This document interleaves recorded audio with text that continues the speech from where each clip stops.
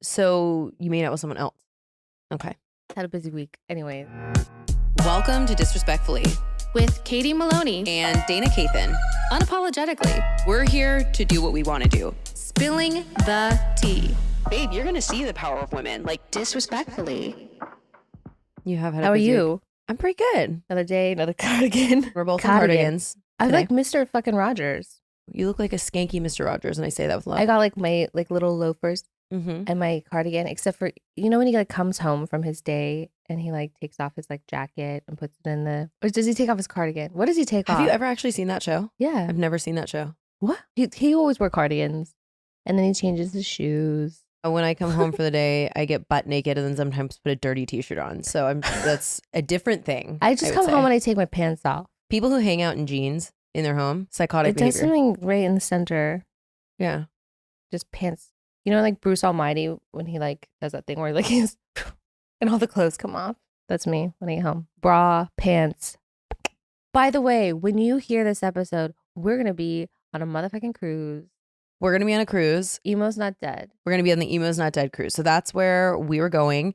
You'll be enjoying this and we'll be somewhere on water. Actually, when you're hearing this, we'll probably be in the Bahamas. We get on a cruise. We're going to Miami, getting on the cruise. It's like 1.5 day out, be on the beach, 1.5 day back. It's like a full like lineup of a bunch of bands who got like Yellow Card and Under Oath and Census Fail and Mayday Parade and Red jumpsuit apparatus. I'm actually excited to see all of them. no, it's gonna be fantastic. It's going to be fantastic. I never thought in my entire life that I would go on a cruise. I mean, I've done a cross ocean pass before to go great white shark diving, but that was a very different experience. One of my ticks in terms of like intrusive thoughts that keeps happening, I have such a fear of falling off the boat, which I know is not going to happen because I'm going to be glued like a spy to the sides of the inner part of the boat, like walking across. I'm literally so afraid of it. Someone was talking about that. I don't know why I've been exposing myself to like all the things you shouldn't be before you go on a cruise. Anything on TikTok that starts yo ho. The North Sea TikTok. Oh, North Sea. I swipe right past those. I can't do it. I know, but like I was really into it for a while, but then I'm like, I shouldn't be like watching this shit as I'm about to go on a boat. And then there's also like that world cruise shit. I don't know, nonstop. Drake's Pass. All of that. But then also there was this other one that they're like, yeah, cruises are kind of gnarly. Like there's crimes and crazy shit that happens on almost every cruise. Like someone falling off. There was a grandpa that was like holding his baby up to the window to show. This is so not funny, but like I laugh when I get. Do not tell me he dropped the baby. Is the baby okay? What do you think? Oh my God. I'm Katie, not laughing. It's not funny. It's not funny. This is right up there with my. He should have. But the thing is, and whoever's saying this, like, we looked at him, be like, well, you know what you got to do.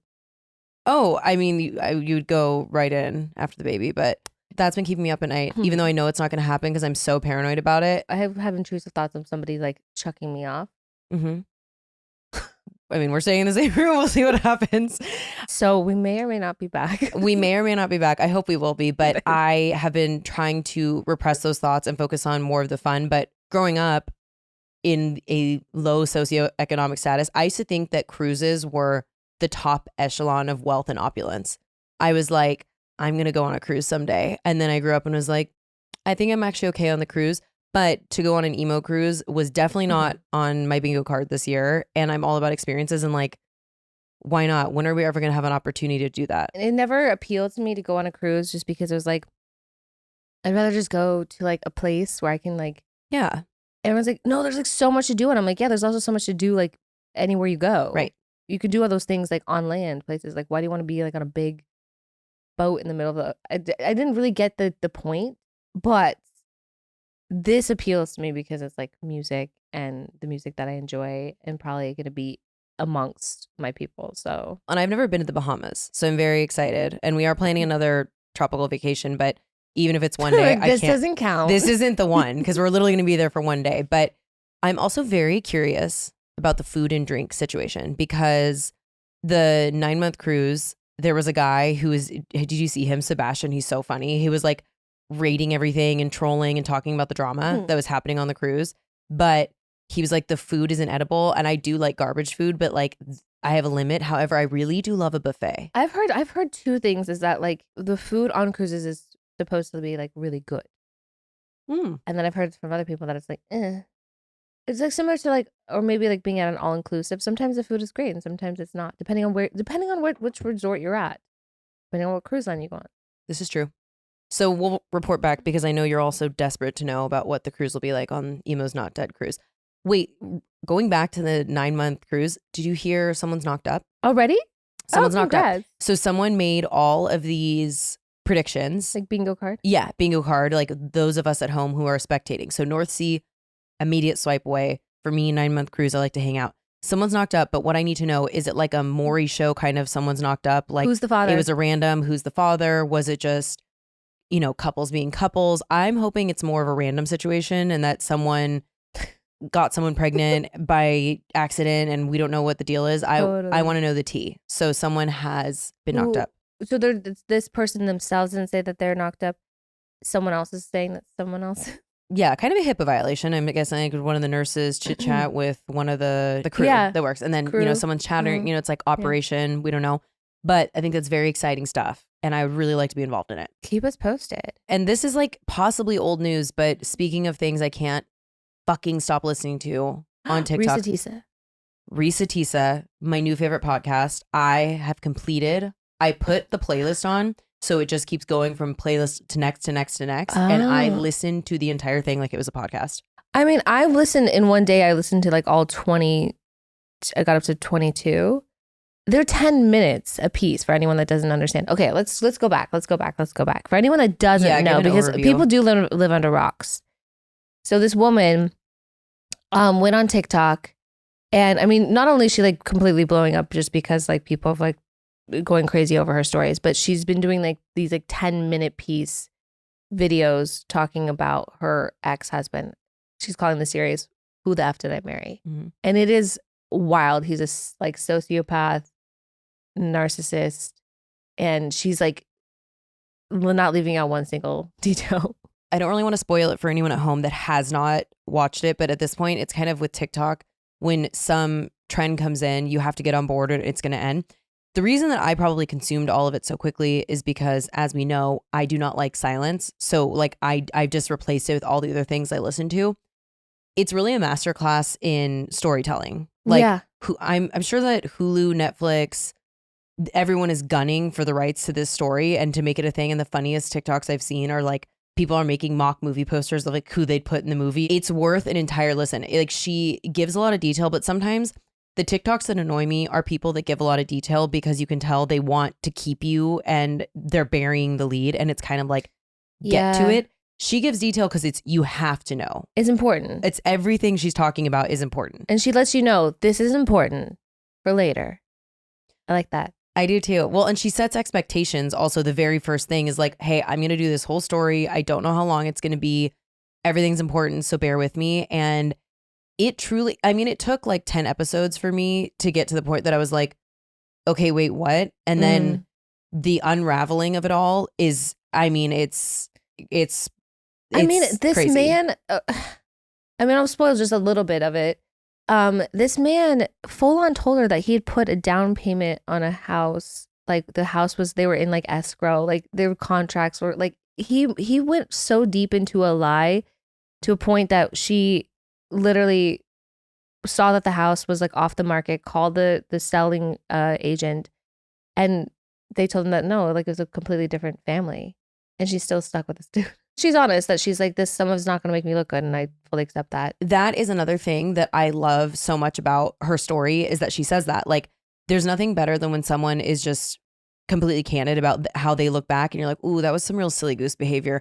I do that all the time. You're looking back, you're like, how was I so dumb in that moment? And I mean, also he was a grifter, so I get it. I think a lot of people could have been fooled in the way that she was. And she also is open about how her desires to be married and have kids played a role in that and kind of made her look the other way. But I mean, it's also very helpful for other women, the way that she's being so honest about it. Well, yeah, because that, you don't have to be shameful or feel like no one's ever gone through this before. How do I get out? Like she's putting it all out there. When you said about the house, he was really good at what he did. she's like, I saw him submit this paperwork. I was with him for certain things. And so I don't really know how he pulled. One of the funniest things that she said, she was like talking about the crescendo of when she's finally confronting him and she stays really calm and because she wants to keep that energy with him. And then she goes, and then, have y'all seen the movie Carrie? The way I spat my water out and would not stop laughing. Like it was, and it's just so true, you know, because she was just like pushed beyond belief. I love it. But these like long form videos, like you're saying, like it's kind of like a fairly new thing that, you know, because for a while it was like, I mean, think about when Vine came out, 6 seconds. Yeah. And then we have like TikToks that are like 15 seconds. And then we had a minute feature. And then like it was got a little bit longer, but these like 10-minute ones that like, who knew? But not everyone can do it. Quibi is shaking its fist from beyond the grave. R.I.P. Quibi. Okay, another thing about this, I will spoil this because it's also been all over the summaries and whatever. So he had promised her this trip to London and Paris. It was her whole dream. That's where I'm left off at. That's what it was. She saw the folder. She saw the hotel information. So she was really excited. Okay, that's where I'm left on it. I feel like I have to say it. She's going to London and Paris now on her own. Like now, currently? Yes. Oh, so, okay. I love her. I'm sorry. I'm going to ruin this, whatever. So it was obviously it's a lie. Like, you know, he like had all these things. He's full of shit. So he tells her he's going to take her to Paris, London, her lifelong dream. Obviously it's bullshit. It never happened. It was not a thing. So many other creators on TikTok come forward and been like, please let me pay for your trip to Paris. I'm going to do this. So she just posted a video and was like, I'm going to London and Paris, you guys. I'm taking you along. I'm going to do it. So that's how she's going to pivot and like keep doing her long form podcast. I am so happy for her. I want only the best things for her. Like I want the sun to always shine on her. I want her to get every front row parking spot. Her pillow to always be cold. And fluffy. And like just all those things. I just got like chills. Like she's just is so like you can just tell she needs to win at life now. You can just tell she's such a sweet, genuine, authentic person. And then it reminds me of the people the guy that proposed at KFC or whatever, and people were like giving him so much shit and making fun of him, and they just look so happy and she looks so happy. And so as a response, all these like brands and people came forward offering like a really beautiful diamond ring and to help pay for certain things. And I was like, you know what? That's what happened. Not all bad here. Anyways, continue. First of all, two-parter. Number one, did you see that the gal, everyone's also really mad at this gal. She randomly did a deep dive because Reesa Teesa wanted to keep him private. Like she did say his name halfway through the series, but she went out of her way to protect certain things because it is her story to tell. She has the right to tell the story and it's possibly a safety thing and whatever. This girl went and found him on Facebook and aired it out. And now he knows that this series has been going on. So now he has come from under whatever rock he's been under and has been telling his side of things. I have not engaged with a single one of his videos. Nobody cares. I don't care. We're done with liars in 2024. Reesa Teesa until the day I die. Protect her at all costs. It's giving, you know. Oh, I know who it's giving.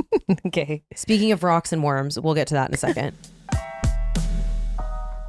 Last episode, we talked about how Dayton and I love to hang out and spend hours doing our skincare routine together. Oh, I love to do that. We all know how easy it is to focus on the negative, but it's important to take care of yourself. And a great way to show yourself love is by taking care of your skin so you can look good, feel good inside and out. And that's why we're excited to partner with Apostrophe. Apostrophe's goal is to help you feel confident in your own skin, whether you're dealing with breakouts, signs of aging, or acne scarring. Apostrophe will help you love the skin that you're in. Apostrophe is an online platform that connects you with an expert dermatology team to get customized acne treatments for your unique skin. Through Apostrophe, you get access to oral and topical medications, clinically proven ingredients to help clear acne. The process is super simple. You just fill out an online consultation about your skin goals and medical history. Then you take some pictures of your skin and a dermatology provider will create a customized treatment plan for your specific needs. Apostrophe offers access to prescription prescription treatments for all types of acne, from hormonal to facial, even back acne, chest and butt acne, which no one wants to talk about. And it was just so easy to do online and to be able to get a customized treatment plan and just send them a photo. They know what's up. I'm currently obsessed with their sunscreen. Facial sunscreen, you have to be careful because some make you break out, doesn't make you break out. And there's nothing I hate more than going to the doctor's office. So all online, love,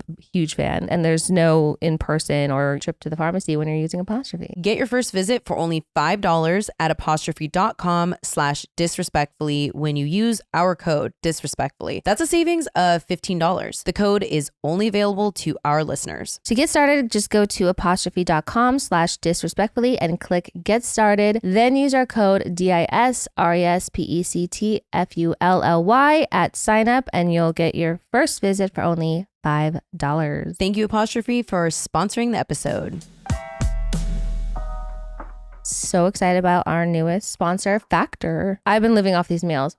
Truly. Same here. Factor's delicious, ready-to-eat meals make eating better every day easy. I love getting my pre-prepared, chef-crafted, and dietitian-approved meals delivered right to my door. It gets me real excited, and the best part is there's no cleanup. You'll have over 35 options a week to choose from, including keto, calorie smart, vegan, veggie, and more. And not to mention over 55 nutrition-packed add-ons that help make your weekly meal planning even more delicious. Hunger will suddenly hit me and then it's over if I don't have something. So that's why I love their 2-minute meals. It can just fuel me fast and they're restaurant quality. Oh my God, I'm a huge snacker. Like you are. I love having their snacks and their smoothies and all like those like little midday. I spend way too much money on takeout. Like the amount of deliveries I'm getting is psychotic. I probably could have purchased a home. So Factor's less expensive than takeout, and every meal is dietitian approved to be nutritious and delicious. And you can get as much or as little as you need by choosing 6 to 18 meals per week. Plus, you can pause or reschedule your deliveries anytime. So head to factormeals.com/disrespectfully50 and use code disrespectfully50 to get 50% off. That's code disrespectfully50 at factormeals.com/disrespectfully50 to get 50% off. Number 2, the other thing is, have you followed Morgan and her whole story? Random man from Atlanta's baby mother. Who? So Morgan is this huge creator, kind of like Reesa Teesa, that overnight became this huge thing maybe a year ago. Because I think she was pregnant. I think her baby's a year old. So she got pregnant, made all this merch. It's so funny, called Random Man in Atlanta, because her whole thing was like she had just gotten pregnant, gave birth, got dumped. A month later, this guy turns out had 6 other women that he had children with, and she decided she was just going to turn her pain into a story and started talking about it on TikTok and blew up. And people were really on her side. And then recently he's come back into her life and she's kind of like, it sounds like letting him in a little bit. And people were, her whole story's been about, fuck this guy. Yeah, I'll co-parent if he's willing, but he's also been in and out of the baby's life. So she posted the other day and was like, everyone's talking about Reesa Teesa. I went to look at Reesa Teesa's story and I'm blocked. Her page didn't exist. So I looked at my friend's phone and it's fully there. So what, they know each other? No, they don't. But they both have in common, I guess you would say, a random man from Atlanta, like a man who's been a liar and a cheat and whatever. Is it Legion? No, it's not. Oh. I know. That's what I was thinking. So what people are speculating is because Reesa Teesa is so nice. She blocked her. Sometimes I block people on TikTok, not because I have beef with them, but because I just do not want to keep seeing their content for one reason or another. So I'm guessing it was just triggering for her, like watching this girl make the same mistakes that she had. And she could, I don't think Reesa Teesa has a vicious bone in her body. Wow. I've never, I don't know that I've accidentally blocked people. I've accidentally followed people. I'm like, what? Oh, no, I purposefully, no, I think it was on purpose, but I think she just Wow. It was more like self-preservation. Like she was like, I have my own random man in Atlanta. I can't be dealing with yours. Wild. Speaking of worms. Dude, we all would love to move on from Sandoval. And we have. Well, of course, we have, obviously. And, Sandoval wants that same thing. He wants, guys, just trying to move on with my life. And you can, sir, but you're making it really hard on yourself. You're doing it to yourself. That's it. Simple fact. Making absurd, obscene comments like you have, that's on you. Here's the thing. Like you said, not even just scandal. We don't want to be talking about him. We don't truly, but this is I'm so offended by it in a way that it's This has nothing to do with him hurting my friend or making bad decisions or whatever. I'm sure if you're listening to this, you know what we're talking about, but it's a two-parter. No, with this him. has nothing to do with Sandoval. It just has to do with like him wanting to like redeem himself in the public eye. It's like you would be better off disappearing. Stop talking. That's what I'm saying is it is outside that. So this is a two-parter. So Interview Mag and then New York Times did an article on him. So in the New York Times article, also it was really interesting because just knowing him personally, the way that the reporter is describing him and his like obsession with the recorder and like the way that she's trying to convey how he was, I can completely see it. So what he said about O.J. Simpson and George Floyd, and as he's leading up to it, he's like, I know this is kind of crazy to compare, but, and then he like lays out the situations and goes, but don't you think it is similar a little bit? George Floyd was murdered by police publicly. Not only that, he is a black man that was murdered by police publicly. So why on earth, there's no world in which that comparison would ever need to be made. People didn't like you because you cheated on your girlfriend with her friend. What are you talking about? Did your affair get a lot of news and media coverage? Yeah. But is it the same thing as what happened to George Floyd?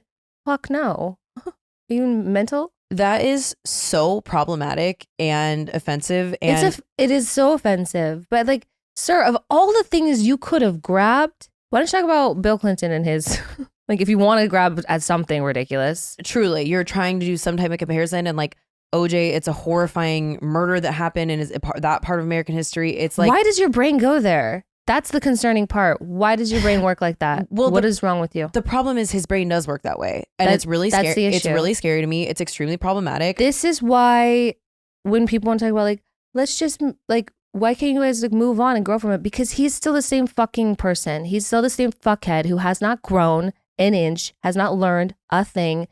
So this is why I don't want to be around him. This is why also last season, I didn't want to film with him because I was like, I would need to see some kind of growth, some remorse, something that this man has learned something about life from, and he refuses to. So no, thank you. And this is just another display of that ridiculous behavior. I just think he's frozen in time to when he was much younger and just currently resides in a 41-year-old's body. And that the carelessness, the insensitivity, George Floyd's family spoke out on it. I mean, it's so like dark to me and upsetting, and just like the way that is, he thought that was appropriate because it is how his mind works. And I'm like, babe, you are so disconnected from reality. You exist on Mars. What the fuck are you talking about? You think it's like that a little bit? No, I don't think it's like that a little bit. Not at all. No, but I just don't understand this entire like rebranding that they're trying to get for this man. Like, yeah, every woman wants the guy that just recently cheated on his longtime partner with her friend. And now let's turn him into a heartthrob. What? A what? Yeah, I'm not sure what he was also trying to get out of both the New York Times soon. The Interview Mag, those photos are like, who the art director on that, who was like, I know, we're going to have him make cake and rate the cake. Because that's so groundbreaking and interesting. Like, they deserve to be fired. Panned. Fired. You're done. Yeah, speaking of cake, panned. How many approvals did that go through? Whoever creative was and whatever. And it's like, oh, I've lost the plot. I saw something like a quote. It was like something he's like moist and warm. And I'm just like, ew, it's so cringe. And I want it warm and moist. Shut up. Forever. The ick heard around the world. So not a good week for him. Ick heard around the world, folks. Those two happening at the same time. People are sick of Sandoval. So for him to get to this point and then do such a horrible interview that people are not going to forget that. Like, you're cooked. I don't know. You really should stop talking. I know. I didn't have words. I was like, just like the fuck. And then listen, it was like kind of a joke, but because, Tom Schwartz has just like really hardcore hitched his wagon to him. I was like, hey, Tom, you want to come and explain what he really meant by this? Because of course he has like, that's not what I meant. And of course in his apology, he had to like qualify what, he didn't really mean that. Who is guiding this? Well, it also makes sense because he has like all these very young people around him. A 23-year-old publicist who has experience in crisis PR. She's not old enough to have, okay, maybe she has some, she watched someone else do it.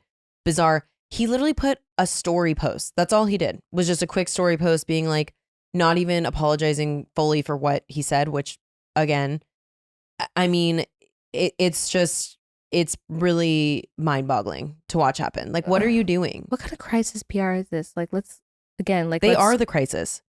Your PR team, your choices in this is a crisis in employees, that is the crisis. Please stop talking immediately, if not sooner. Has Tom Schwartz said anything about it publicly?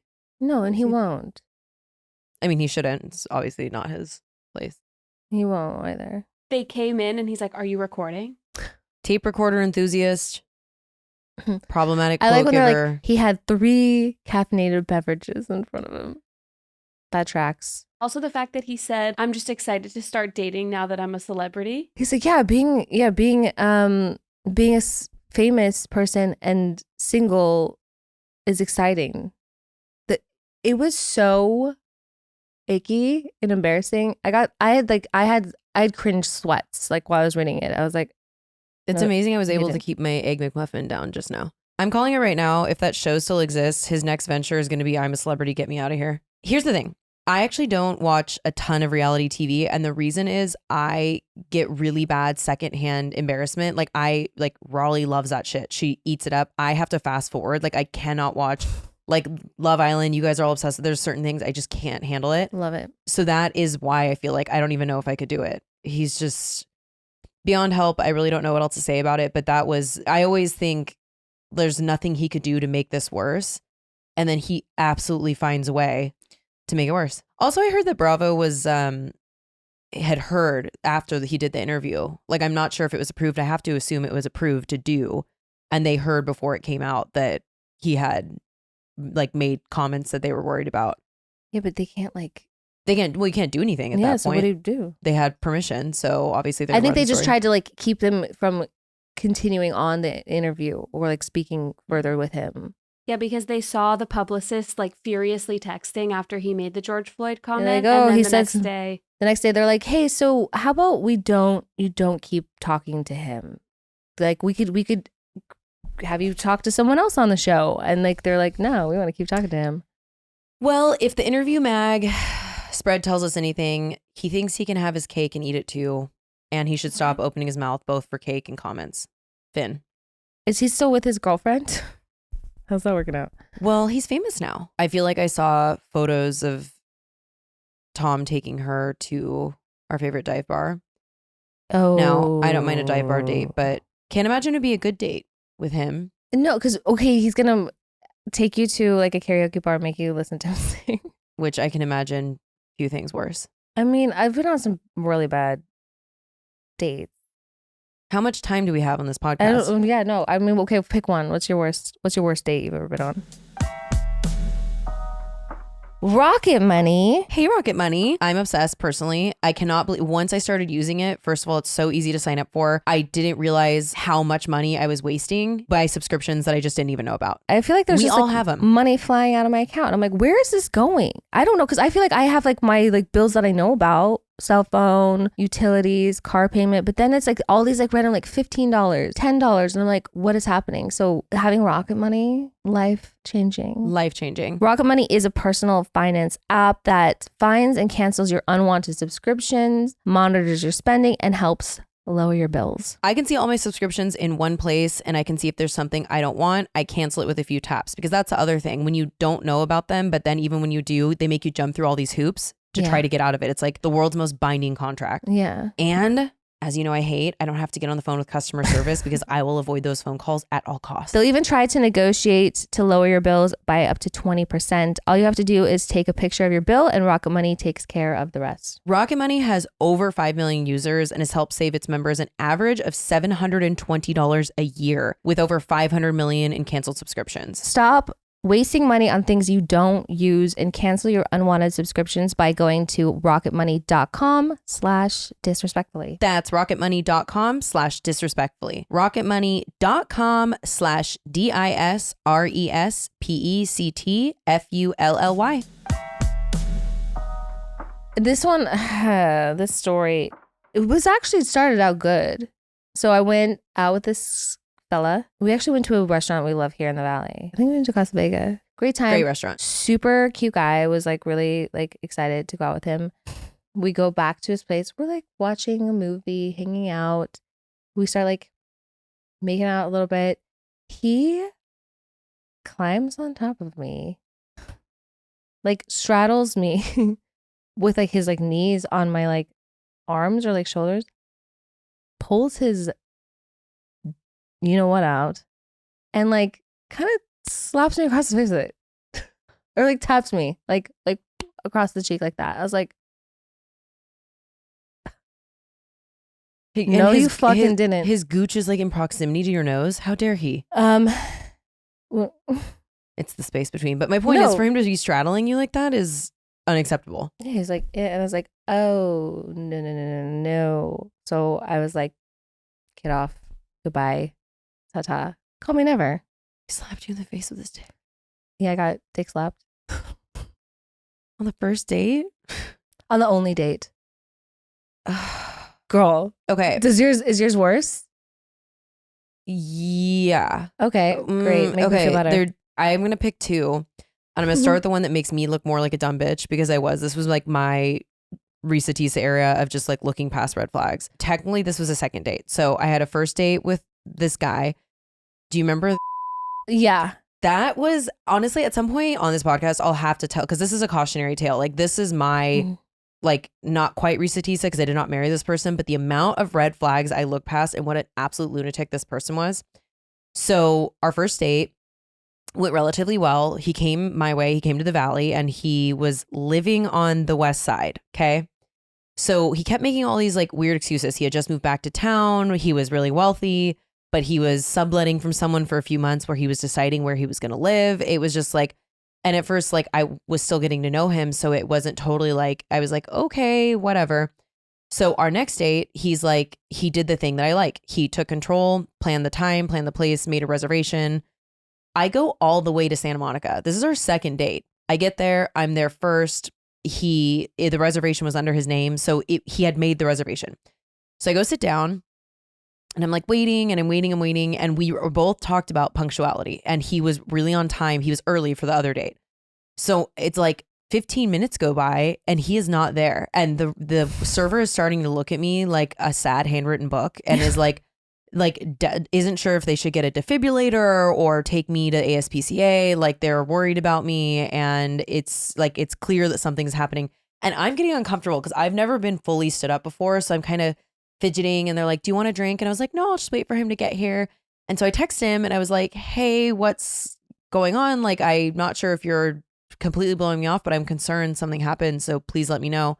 I wait there until 8:30. He does not show up. This guy sucks. I was like, oh my God, get in my car. I call my sister.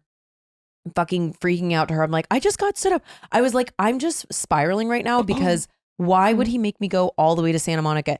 If you are not familiar with Los Angeles, going from the Valley to Santa Monica is basically like driving from Los Angeles to Utah. Okay. It's the same feeling, same vibes. So I was like, why would he make me go all the way to Santa Monica just to blow me off? So then he texts me. This man texts me, tells me he got in a car accident. He's so sorry. He had the street. He even told me the street in which it happened on, the way in which the other driver hit him. They've been in this big scuffle. So please let me make it up to you. Go to the Valley. I'm like, no, let's shoot for another night. And then I was like, you will be coming to me. And so I was like, I'll go out with him again and just see. But like, I don't believe him. But the hard thing is when you're in a situation like that, kind of like Reesa Teesa, when they're good at lying, what am I supposed to say? You didn't get in a car accident and also on the off chance he did, just like she did, doing this mental gymnastics on the off chance that he did, then what am I supposed to do? I wanted to be like, can I see photos of the car? Like, right. He was so elaborate down to what the person looked like, the words that were exchanged, all this shit. Long story short, he was a fucking liar. He, I am convinced, was married with kids or had a serious relationship. Like, he showed me his nieces and nephews and they look just like him, but my niece is my twin. So it was also kind of like, and I was, for me as someone who doesn't lie, I'm like, that is so beyond comprehension to be able to look someone in the eye and tell such an elaborate story. But anyway, only dated him for a few weeks. Dude, he was a lunatic. So that's kind of a non-date. Similar like to that with like a psycho. I met this guy at a bar and he was so cute. Like, so like, you know, when you meet someone, you're like, oh my God, like, are we in love? And we exchanged numbers and we're texting for like weeks and going back and forth. And we're planning on like going on this like date. We were going to go like, I don't know. We were going to go like on an excursion basically. And so the day comes and he calls me, but he calls me from like a number I didn't recognize. And I was like, where are you? He's like, I'm on my way. I'm like, okay, but like where, like, what are you calling? What number is this? He's like, it's my number. I'm like, no, it's not. Because your number's saved in my phone.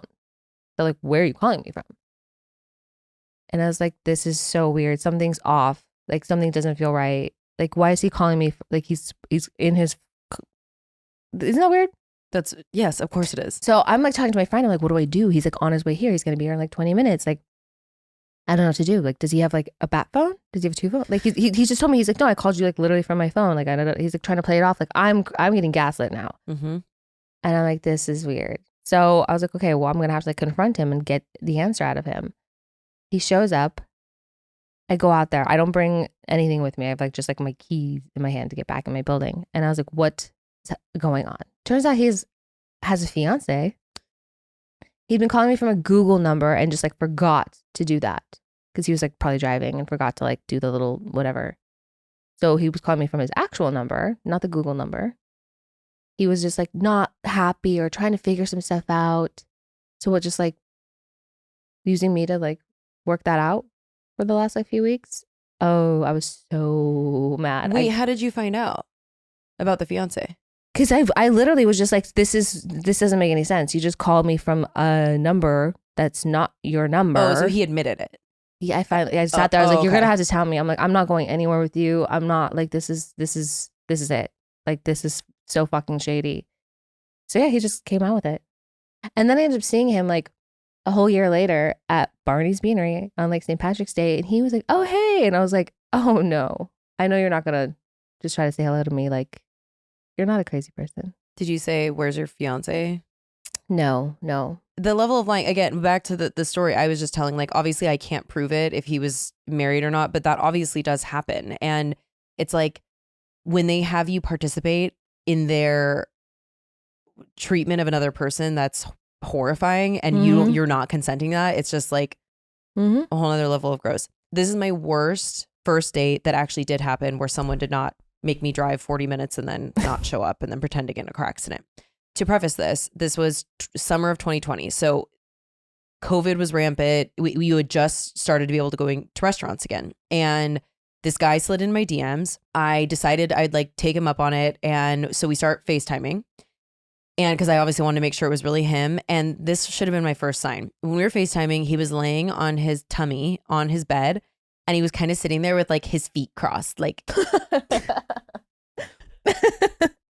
kicking, which is also an ick. And then at one point, he like, I could tell it was just he wasn't paying attention and was just doing it. He like grabbed onto his big toe. I was just like, I want to preface this also by saying I don't think he was like a member of Cirque du Soleil. I think he was just like, and I still went out with him.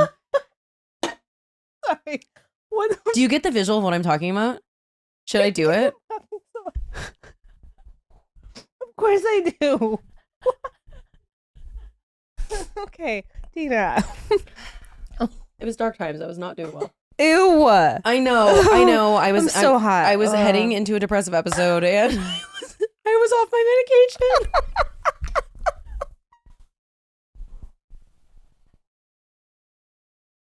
Girl. You remember when I went off my meds and didn't tell anyone? Yeah. That was it. So anyway, I was a few months into that. Did he like play with his like toenail or Take something? your meds, kids. What was he doing? He was just sitting there holding onto it. Here, because I don't know, we can cut this, but I'll show you. My throat hurts right now. Oh my god. And he was just like holding. I hate it. I hate everything about it. Yeah, it's horrible. You just saw. So So that's what I did. If you want to see this, go on YouTube. We have this on YouTube as well. Oh my god. So that's what he was doing. Still went out with him. And so I had told him in this conversation that I like lobster rolls. And this is the best thing I got out of him because I still go to this place all the time. Broad Street Oyster in Malibu. Oh no. Have we never brought you there? No. Okay, we're what going. the hell? I will say, I didn't know what I was walking into. it is in a strip mall, so it is kind of a weird place when you think of Malibu to have a first date. Like I thought we were going to be on the water. You're about to be so disgusted. I don't know. I'm over girl. The bars in hell. You wouldn't think that he was so comfortable with his toes based on what happens next. So I get there. He's wearing like, I'm not trying to be mean, like a tank top, like a purple tank top with like charcoal gray, like long shorts and brown leather flip-flops. Mm-hmm. Brown leather flip-flops. Purple, gray, and brown. Uh-huh. Wow. So he walks up to me. Fashionista. He starts nervously cackling. Like if you're a fan of The Office, there's an episode, it's Michael's birthday, and he thinks they hire a stripper to come like give him a lap dance, but it's a delivery lady. And so he pulls up a chair. He's like, this has arms. Is that a problem? And then he's like, I'm so nervous. And then Pam's like, I'll sign for it. No. It was like that. So he's like nervously cackling, and I'm trying to give him some grace. I'm like, hey, he's nervous. This is like a unique situation. He definitely watched the show.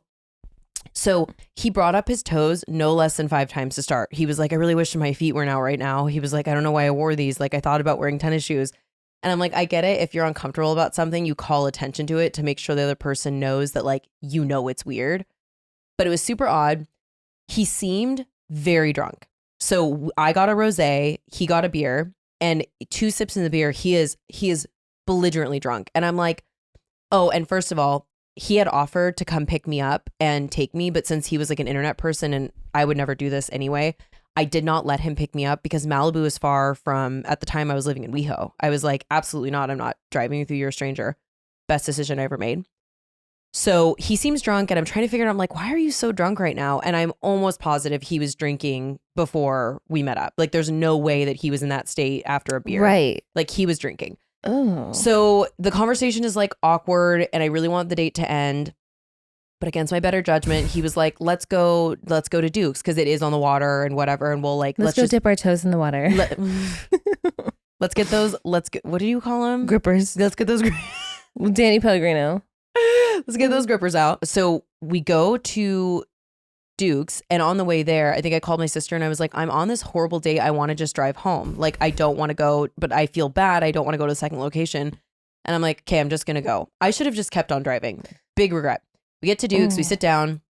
By this time, he's like fucked up. So I'm like, do you have alcohol in your car? And you're like drinking it or whatever. I don't know. So for almost the entire hour we're there, he tells me about a date from 2017. He calls the girl crazy. He was like, she was really late to our date. We went to a movie. She's like trying to make out with me in the movie. And then, mind you, he literally tells us over an hour. But this is the Cliff Notes, all you need to know. She gets up to go to the bathroom. 20 minutes goes by and she's not back. He looks at his phone. She texts him and goes, I'm sorry. I'm having a really bad time. I can't do this. And left him at the movie theater. In my head, in that moment, I was like, I need to find this girl and like give her a hug because I get what happened to her that day. I literally almost did the same thing. He pulls up the text messages they had to prove how crazy she was. Shows me the text. This was like 3 years prior to this. 3 years prior, and I was like, I was like being outwardly annoyed. I was like, first of all, I don't think she's crazy. I think when men call women crazy, it's a cop out, and they're usually reacting to men's behavior. So that's just not really. It doesn't really work for me. I'm a girl's girl. Number 2, why do you have these texts so easily accessible? That was 3 years ago, and he was like, well, you know, you can just like type in like a name and what. And I'm like, I would have deleted that thread. Like 3 years. Also, no, not 3 years, sir. Also, this is a first date. So why are you doing all this? Anyway, I couldn't have been more excited to get away from him. Basically sprinted to valet, made it very, he was like, well, she kissed me on the first date. That's crazy, isn't it? And I was like, yep, I never kissed on the first date ever. I've never done that in my entire life because I wanted it to be so clear. I was like, I would rather honestly stick your gripper in my mouth than your tongue. Like you are literally disgusting if I had to choose. Like he is just, ugh. Anyway, we leave. I peel out. Faster. I'm in fast 5. Like I am weaving in and out of traffic. I am Toretto. And at one point I saw him behind me and he was like kind of following my pattern and he was going fast. And I'm like, oh, you're not seeing anywhere I'm going. So drove off from the Sunset. I'm sorry if that was too long winded. It is what it is. He did text me once and ask me if I got home okay. And then I blocked him. Dude, I can't, like, that is fucking insane. I'm very impressed that you stuck it out. If stuff was going bad for me like that, I'd probably just be like the girl in the movie.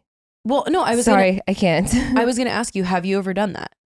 Have you ever left a date mid-date? I've never left like mid-date, but like I've not gone on the date because someone had a fiance.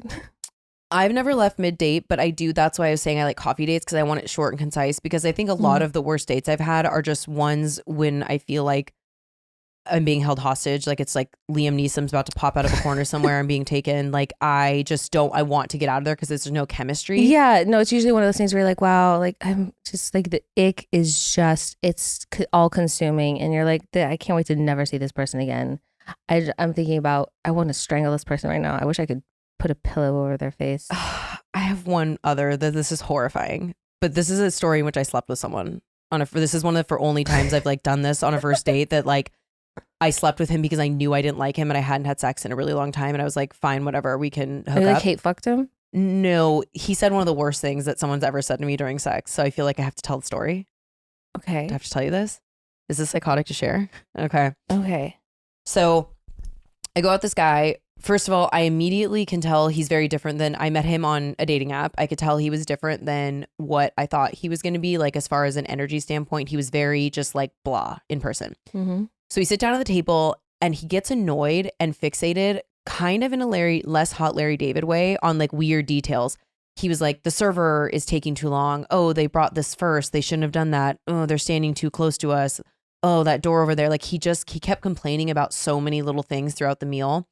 And then he whined to me about his ex for most of the conversation. And we were supposed to go to a movie, but something happened. We weren't able to go. And I remember this is when, I want to call it Bird Box, but it's not called Bird Box. That movie with Sandra Bullock about the can't look at scary things. I think it's called Bird Box. Well, Bird Box. Bird Box it is. That had just come out and everyone's talking about it. I'm like, okay, yeah, we can go watch that movie. And then I'm sitting there and I was like, and actually I saw a TikTok once and people were talking about like women, you know, toxic men will have this take that women, you know, don't have self-worth or whatever if they have sex with you on a first date. But actually a lot of times it's we don't respect you. So I knew I was like, sometimes it's like it's called being like sex positive and who cares? Totally. So, but I also knew I wasn't going to go out with him again, but I'm like, okay, well, I haven't had sex in a long time, so I'm game to hook up. Like we had been drinking mostly to get through our date. We hook up. We're hooking up. He looks me dead in the eyes. I am so fucking serious right now. And goes, "You're not going to come, are you?" Katie, dead in my eyes. "You're not going to come, are you?" With like a furrowed brow. What did you say? You're like, no. I literally in my head, I was like, well, not now. I was like, and it wasn't going horrible. It wasn't like a bad hookup. So I was like, this is such a weird like thing. And he basically trapped me in a snuggle after. So I did stay the night. He okay. You not only slept with him, but then you spent the night. I stayed the night. He got up to pee. Are you a masochist? I know. No, I'm telling you again, I wasn't well. I was medicated at that time, but not doing well. When he got up to pee, I put like the Bruce Almighty in reverse. My clothes were on so quick. He walked in and was shocked because I was dressed and I was like, okay, bye. And then I'm going to leave and he's sitting and he's like, wait, stop. I hear someone outside talking. I hate saying goodbye when people are talking outside. And I was like, you're so weird. I can't wait to never see you again. Anyway, I never saw him again. Imagine saying to someone, you're not gonna come, are you, during sex? I think I have said that though. You've said that? Of course. With a guy that's like drunk and you're like, are you? Oh, like... that is a different thing. That's like a functionality so issue. Of course I have. No, that's a different.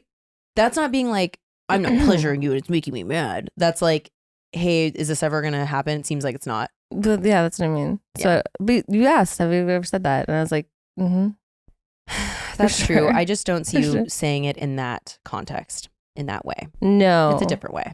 No, yeah. Anyway, I'm done reliving these because it's like honestly so triggering. But I mean, growth shows how far we've come because I would never put up with this shit now. And in 2024, I do want to leave dates that are bad.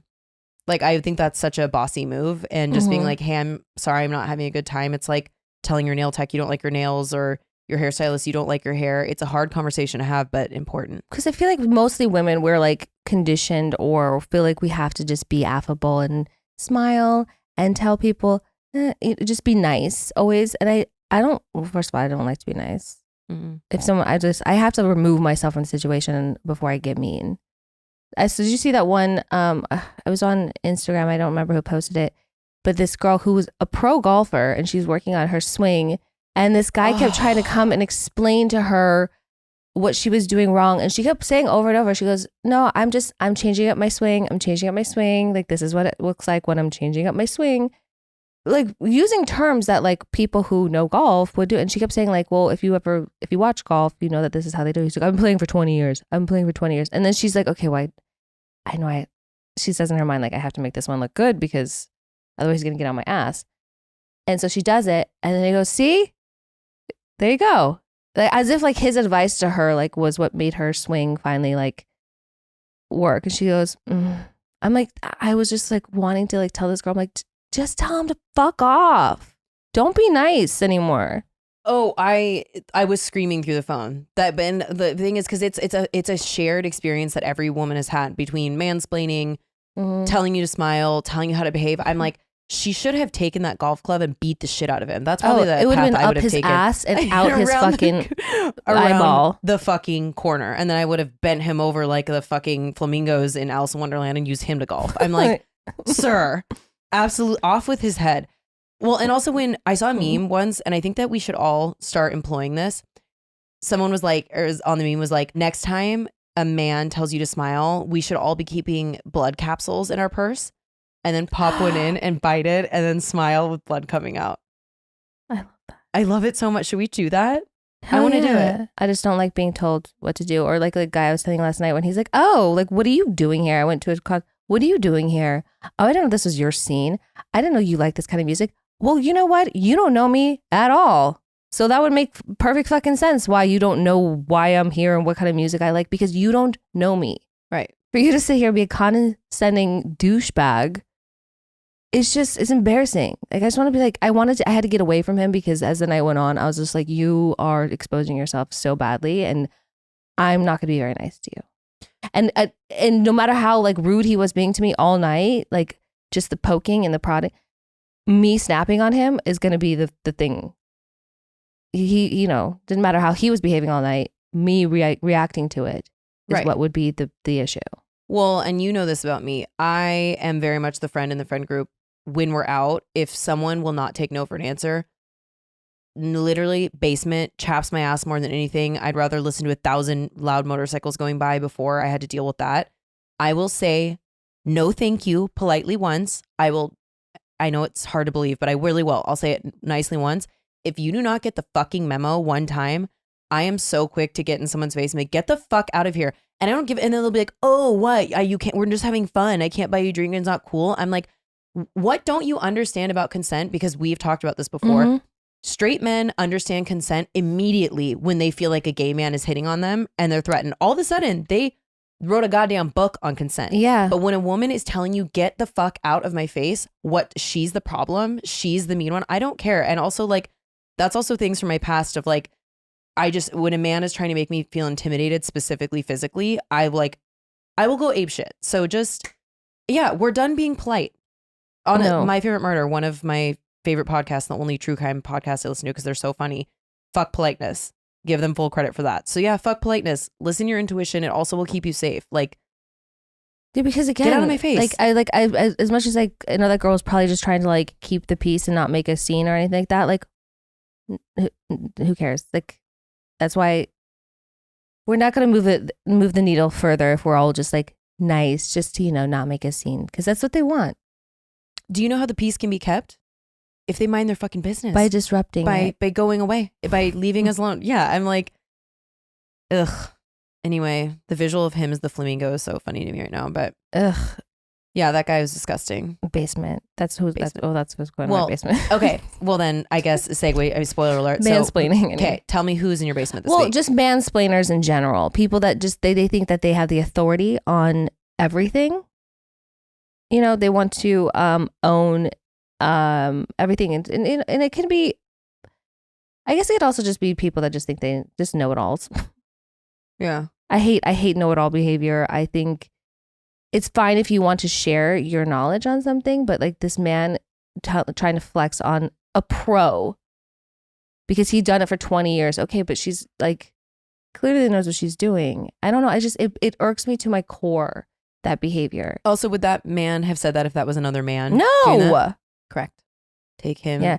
Well, and then just anyone that wants to come around, just, I don't know, be authority on your life and what you're doing. Yeah. The guy last night. Oh, is this your scene? Do you belong here? I'd be like, oh, Helen knows the owner. Yeah, I know a lot of fucking people here. Like, what the fuck? Why are you in my face? Why are you talking to me? Go away. Go in the basement. Who's in your basement? I feel really passionate about this one this week. I'm like, this is more serious, but I'm fucking furious. The Alabama Supreme Court is in the basement for me this week. Did you see that the ruling they just made on frozen embryos? They are now legally children. They are they're not looked upon as property now. They are looked upon as children.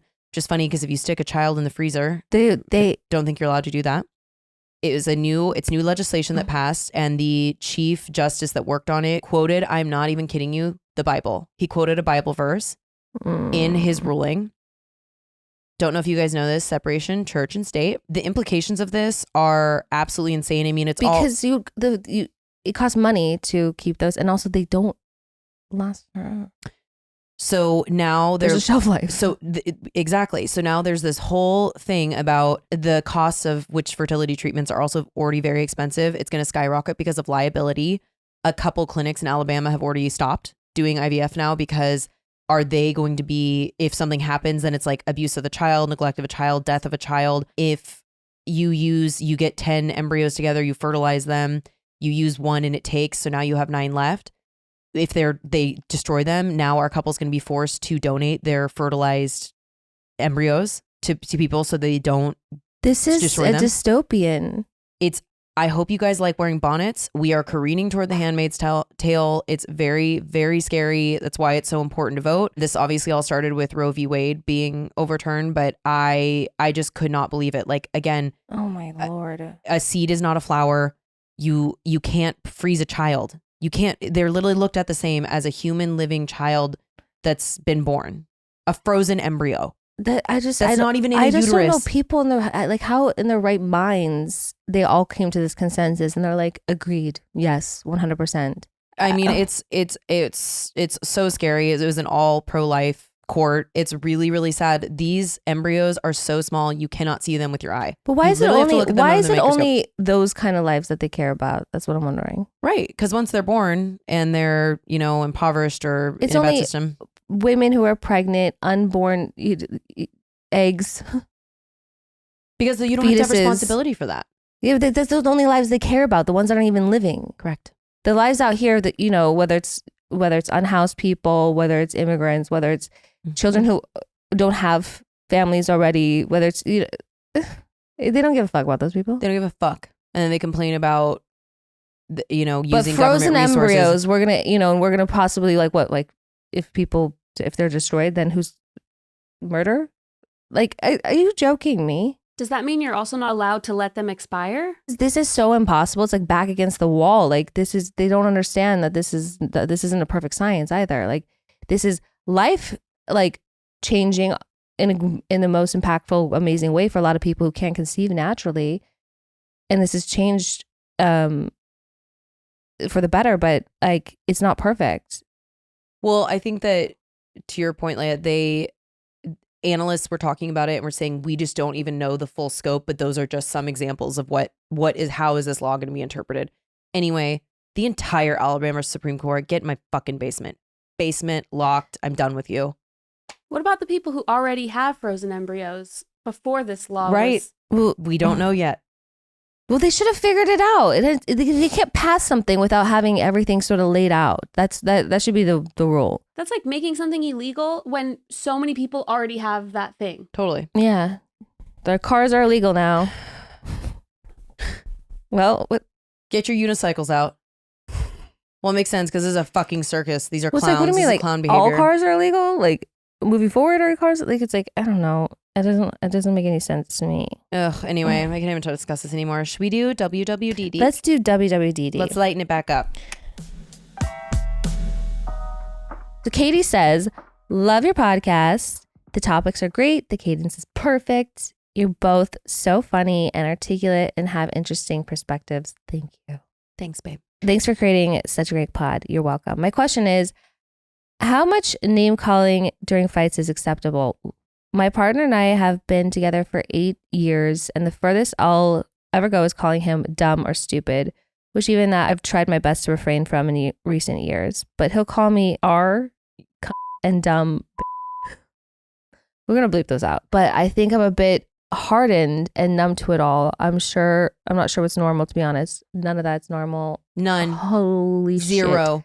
Those are, I get it. I'm the worst when it comes to fight, because I go like into a rage blackout and I will say the meanest shit. I can be the meanest fucking person. I have a very sharp tongue and I just want to say things to hurt. I just want to hurt. It doesn't matter what I say. I don't mean it. I'm like, I just go like, what's the meanest thing I can think of right now? And it comes out my mouth.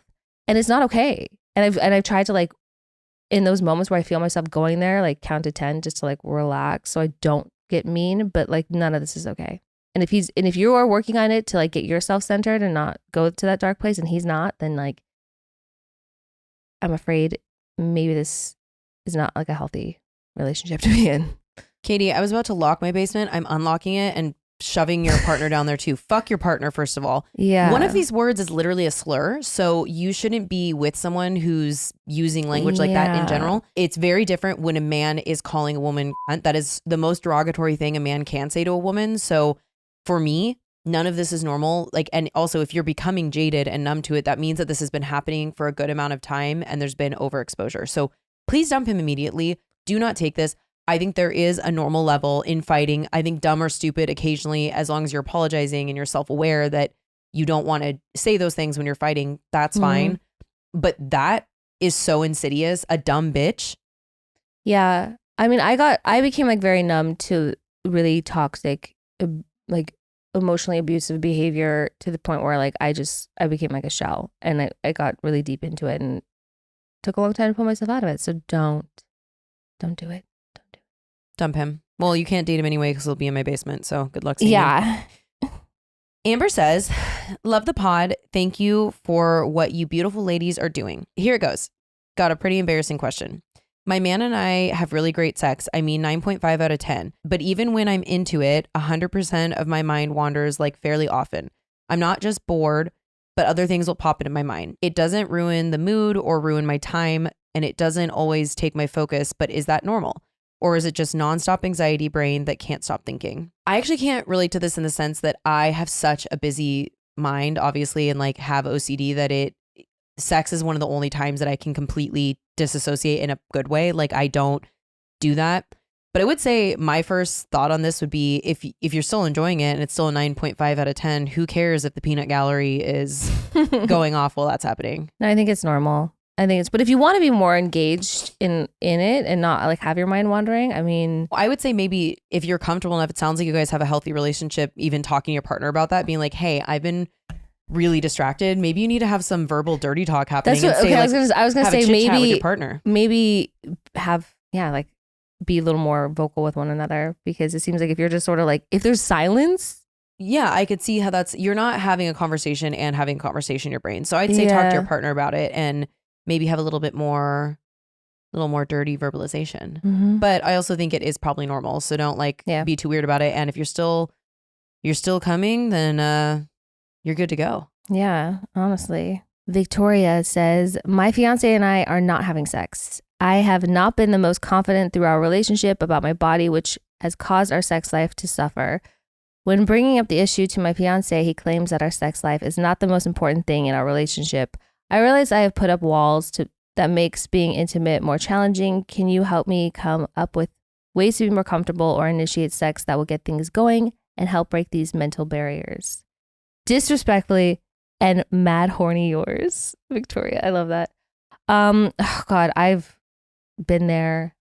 Who hasn't? I know, honestly. And I think just being like, totally, you brought it up, and he said it's not the most important thing, and that's really nice of him, but like I think he's also kind of like lying maybe to make you feel better, but like, and I lied to myself. I think me and Tom both lied to ourselves, and we're like, it's not the most important thing because one day when we're old and we can't have it's absolutely important. Yeah. And so if he's saying it's not the most important thing to your relationship, you could say, okay, that's really nice of you to say, but I think it actually is. Being intimate is important to me, and I think we need to work on ways that we can like light this fire together. I also think you need to keep in mind that 99.99999% of men really don't give a shit and are just happy you're naked in the room. Like, yeah. I know that is hard to remember because we all have moments when we're not feeling good about ourselves. So even if it's a thing where you're like, hey, I want to be more sexual, but to start it off because I'm not super comfortable. If you want to have sex with the lights off, then do that. If it makes you more comfortable, if you want to, it sounds like you guys have really open communication. I do think he's lying to you a little bit and to himself, and that's okay because he's doing it for the greater good. Like, he's not being malicious. But I think talk about it and express to him, like, I have trouble with my body right now, my body image. And I'm sure he'll also want to gas you up and point out, like, the way that we care about cellulite and shit. And men are like, I just want to see that ass in reverse. You know, I don't care. So try and remember that. Go easier on yourself. And I would say open communication. And, you know, you're going to have to maybe get a little uncomfortable, get frisky and initiate. Like, there's no way we can help you do that besides just doing it. Like, you'll have to just execute, and then you guys are going to have some good sex. And once that gets into a rhythm, I think it'll inspire more sex to happen. If you want to initiate, I think men have a hard time turning down like blowjobs. I was about to say, and then it goes from there. So like maybe like a morning time little, you know, session there. Just start going down on him somewhere. I think that's a good time. Love you. Go easy on yourself. Yeah. Anonymous says, intimacy question.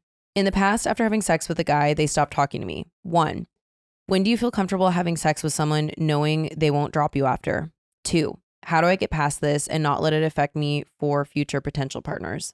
First of all, you can date someone for 2 years and they can drop you after. You cannot let what people have done to you in the past carry over. And trust me, I am the queen of this. But the thing is, you can wait on the first date, have sex, they could drop you. You could have 15 dates, finally have sex with them, and then they could drop you. It is just a fact of life. So I think you need to look at this more as a blessing that this person exposed themselves, because that is not someone, what a fucking penis wrinkle. Why would you want them in your life? And just do your best to not assume every single person is going to behave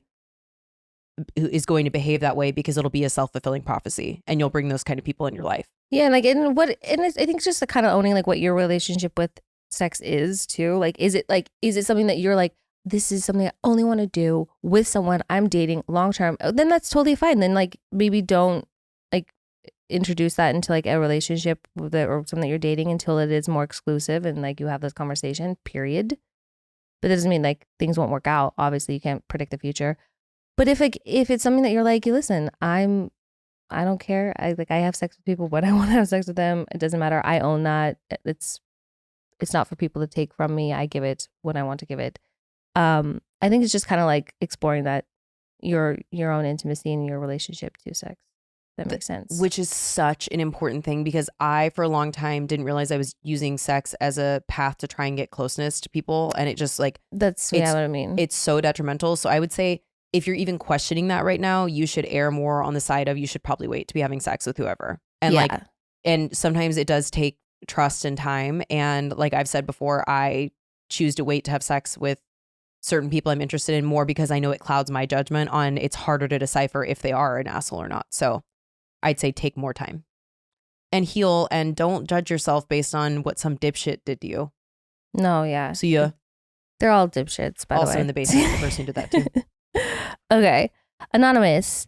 I don't need advice, but I'd love to hear what you both have experienced in terms of spirituality. I love seeing Katie do tarot readings in earlier seasons of VPR.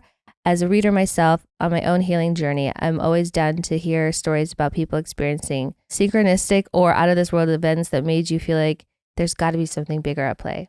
I just love that whole entire like element and world of like the occult or just tarot. And we both recently got a really great reading from this woman named Kate.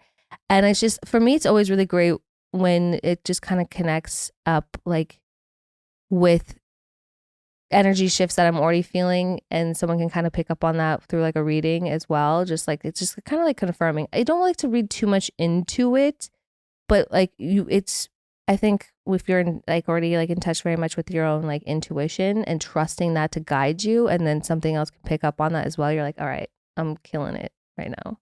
That's how I use it. Her name is Kate Van Horn. I think we both follow her on Instagram. So if you're looking for a tarot reading, she's amazing. Really? I just got her book, actually. She's She's such a sweetheart. I have a really profound relationship with the universe, and we talk about this all the time. I just, in terms of me and Katie are both, I'd say spiritual, but we've also had paranormal experiences that I've just always known that there is more out there. There are so many book recommendations that I can give on this topic. Many Lives, Many Masters, The Universe Has Your Back, The Four Agreements. Like I have just spent a lot of time, and especially after I lost my mom, the interconnectedness of everything. And like, I don't subscribe to organized religion at all, but I am deeply, deeply spiritual, and I have an ongoing relationship with the universe. I believe that we co-sign with the universe on our fate, and it's ever changing. And if you try to control what your life's going to look like too much, or you'll miss the mark because it doesn't want you to control, it wants you to trust. And I think that's something that has been an issue for me in my interpersonal relationship. So it's also something I've had to really work on with faith. And I don't know, I just believe in energy in a big way. I feel it all the time. I always say, like, I can tell a lot about someone when I meet them before I even speak to them. Just, it's an energy thing. Same. And I love it. I think that there's definitely something bigger out there. What was that book? I read it just very recently, and then also, oh my God, The Alchemist. Thank you. Fucking hell. The Alchemist. Yes. The Alchemist is, I love that book. Have you read it? Yes. Okay. Yeah. I also love The Alchemist. The Alchemist is such a great book too for like things spiritual. If you just want to be like, you know what? I just got to trust shit more often. Okay. Anyways. So love. Great question too. Thank you for asking that. Our last one, Anonymous says, what is it really like being on a reality TV show? And what motivates you both to want to share on your podcast? Oh my gosh. Well, being on a reality show is intense. I don't want to be like, it's harder than you think. I think it is a lot more difficult than people can or think that it is, living honestly and sharing your life in a way that just is uncomfortable at times. It's not the easiest. I don't know. It's uncomfortable. That's what I always say. And people are like, it does sound corny, but it is true. It's so much harder than it looks. So much more goes into it than you think. And I think some people dehumanize you when they're watching it because they're so removed from the situation. They look at it as just characters. Like people always be like, well, you're a character. And I'm like, I wasn't my character. You're yourself. You're literally just living your life. And I think that it's lost on people that you go through all these experiences, and a lot of them are hard. And then 6 months later, you relive it, and it's then up for public consumption and interpretation. And people are always like, you signed up for this, blah, blah, blah. But like, you don't know until you know. Yeah. You've obviously been doing it for 11 years, so you have a lot more to say about it than me, but it can also be a lot of fun though. So yeah. Just like it also can be a blasty blast, but yeah, it's wild. You can't understand it unless you've lived it. Yeah. True that. And then what motivates us to want to share on our podcast? I think we both can be a little emotionally slutty. So I think we're both just open books, and the podcast that we wanted to design and the community that we wanted to create, I don't think is possible unless we are open about it. I think we get off on the idea of like just the experiences that we've had. And I think other women out there can relate, other people out there can relate. So within this community, and I think just we want to just laugh at ourselves, not take it too seriously, and not give a fuck. Like people, think that we're ridiculous for it, because I think enough people will find the humor in it and be like, you know what? Me too. Well, and like my favorite podcasts are people who do the same thing, who have these relationships. And I saw someone made a comment online. They're like, oh, what? You guys are just talking about like mindless babble. And I'm like, yeah, we didn't say this was fucking Frontline. This isn't Wolf Blitzer. Like, the world is hard. Earth is hard. So we want to come here and talk about whatever we want to talk about. And I've said this before about myself. It's true. I think that I'm good at giving advice because I've been such a dumb bitch so much of my life. Like, truly, I feel like I've made more mistakes than the average person, but I've also learned more because of that. So like, true. Yeah. We want to chit chat. Yeah. We're not like trying to cure cancer over here. We're not trying to solve world hunger. Like, I wish I could, but instead we're just going to talk about some shitty dates and other weird little adventures we've been on. And we hope you feel that way about the journey. Like, if you're listening, that it's a little escape, because that's what we want it to be. And speaking of escapes, we're going to be on a boat, hopefully safe and sound when you see this. No one's going overboard. Yo ho. Yo ho. Yo ho. Oh my God, is that what the trip's going to be called? Yo ho, Heaux. Yes. Okay. Well, see you on the boat. See you there. Love ya. Bye.